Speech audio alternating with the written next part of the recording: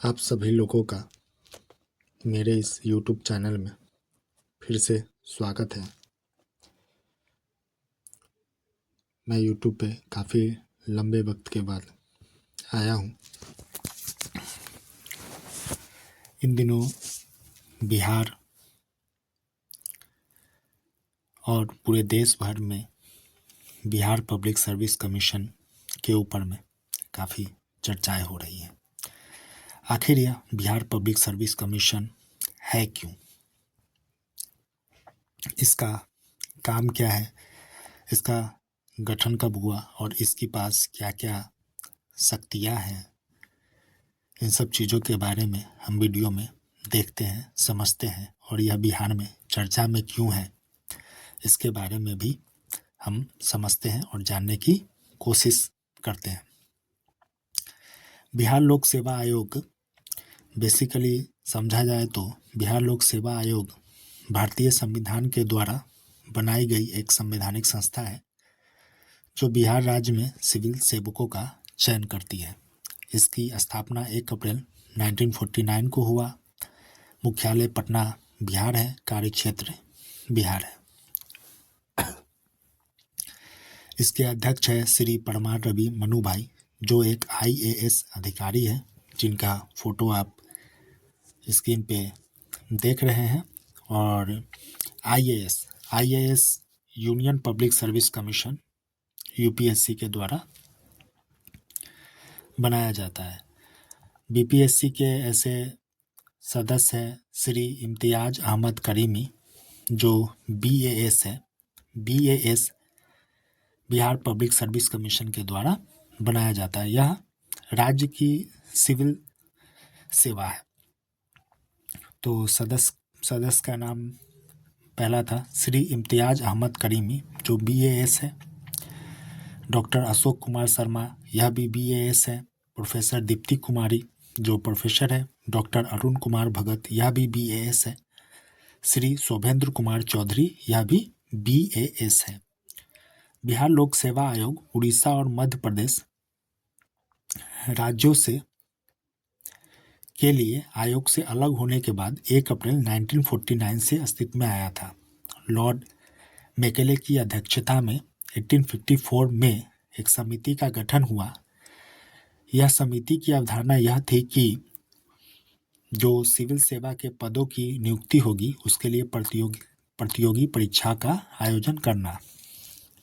इसकी शुरुआत भारत में 1965 में हुआ। भारत सरकार अधिनियम 1965 के तहत जब राज्य लोक सेवा आयोग तथा संघ लोक सेवा आयोग का गठन किया गया था और साथ ही साथ बिहार में भी सिविल सर्विस परीक्षा का कराने के लिए बिहार पब्लिक सर्विस कमीशन का गठन किया गया। यह आयोग मुख्य रूप से प्रशासनिक सेवा, पुलिस सेवा, वित्त और राजस्व जैसे विभिन्न विभागों में रिक्त पदों पर भारतीय नागरिकों को नियुक्ति करने के लिए सरकारी नौकरी भर्ती परीक्षा आयोजित करता है। BPSC इन दिनों बिहार में काफ़ी चर्चा में है। बिहार में चर्चा होने के बारे में भी हम आगे जानकारी लेते हैं कि बिहार में इन दिनों BPSC की इतनी चर्चाएं क्यों हो रही है। BPSC का उल्लेख हमारे संविधान में भी किया गया है। भारत के संविधान के भाग 14 में अनुच्छेद 321 में BPSC और संघ लोक सेवा आयोग को रखा गया है। भारत के संविधान के अनुच्छेद 321 का मुख्य विषय लोक सेवा आयोग के कार्यों का विस्तार करने की शक्ति है। यह अनुच्छेद बताता है कि संघ और राज्य सरकार, संघ मतलब देश, संघ और राज्य सरकार लोक सेवा आयोग के माध्यम से सरकारी सेवाओं के क्षेत्र में अतिरिक्त कार्यों को कर सकती है। यह भी उनके कार्य क्षेत्र को विस्तारित करने की शक्ति देता है। और अनुच्छेद 322 भारत के संविधान के भाग 14 में अनुच्छेद 322 को रखा गया है। भारत के संविधान के अनुच्छेद 322 का मुख्य विषय लोक सेवा आयोग के व्यय का है। इसमें संघ एवं राज्य लोक सेवा आयोग के व्यय के बारे में विवरण किया गया है, अर्थात राज्य लोक सेवा आयोग और संघ लोक सेवा आयोग के खर्चों के बारे में व्यय किया गया है, विवरण दिया गया है। और इन दिनों बिहार में और पूरे देश भर में बीपीएससी की चर्चा हो रही है। चर्चा होने के पीछे का कारण है, लाजमी सी बात है, बीपीएससी परीक्षा पिछले साल बिहार में दिसंबर महीने में 70वीं बीपीएससी परीक्षा का आयोजन 13 दिसंबर को होता है पूरे राज्य भर में। पूरे राज्य भर में परीक्षा केंद्र बनाए गए हैं।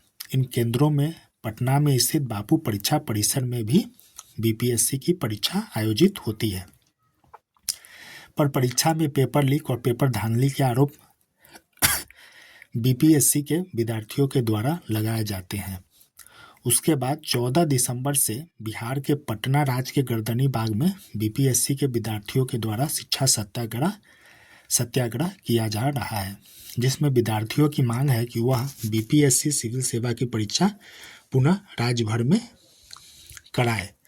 इसी विषय पर बिहार के बीपीएससी परीक्षा के अभ्यर्थी शिक्षा सत्याग्रह पर पटना राज्य में बैठे हुए हैं और उनकी सरकार और बीपीएससी से मांग है कि वह बिहार में पुनः से बीपीएससी सिविल सेवा परीक्षा कराए। पटना के कुम्हारार में बापू परीक्षा परिषद में यह पेपर लीक और पेपर धांधली के आरोप बीपीएससी के विद्यार्थियों के द्वारा लगाए गए हैं और इसी के विरोध में बिहार में पटना में बीपीएससी के विद्यार्थियों के द्वारा शिक्षा सत्याग्रह चल रहा है। इस शिक्षा सत्याग्रह में राज्य के काफ़ी राजनीतिज्ञ भी इसमें आए और उन्होंने सपोर्ट भी किया बीपीएससी शिक्षा सत्याग्रह के लिए विद्यार्थियों का। इनमें प्रशांत किशोर जी का भी नाम है, पप्पू यादव भी आए और नेता प्रतिपक्ष तेजस्वी यादव भी आए।